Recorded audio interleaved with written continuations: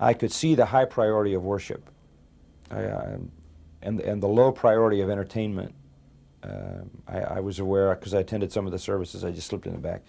There wasn't a choir, there wasn't a soloist, nobody was featured. There was a humility to the whole thing. There was a focus toward God that was very apparent to me. But at the time Calvary Chapel got started, you were on the very cutting edge of contemporary Christian music, very attractive. And now you have refined that to the point where it's still extremely popular and carries, I think, a great it's a force in the life and experience and worship of the church. There's a very casual approach to the, I don't know what to say, to the style of the church.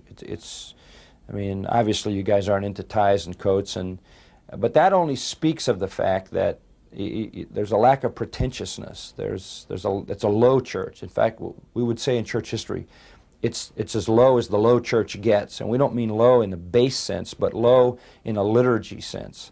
It would be the antithesis of the Catholic Church, the Greek Orthodox, the Episcopalian. You're at the other extreme,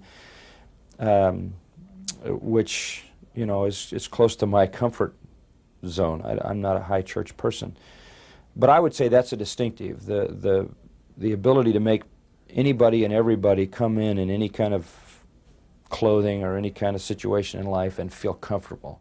From a theological standpoint, it sort of has an identity all its own. It's sort of a hybrid. I guess I heard somewhere that Baptists think Chuck is a Pentecostal and Pentecostals think he's a Baptist. And so there's a certain amount of ambivalence among people about exactly where it lands doctrinally.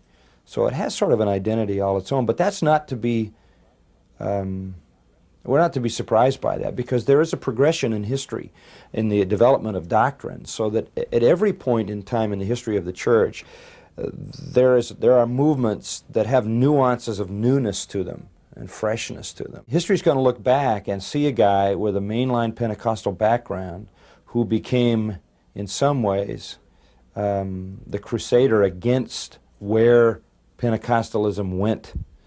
So, you know, he's a unique guy because he's not a critic on the outside. He's a critic on the inside in one sense. He has a certain gentleness about him. He has a certain humility about him.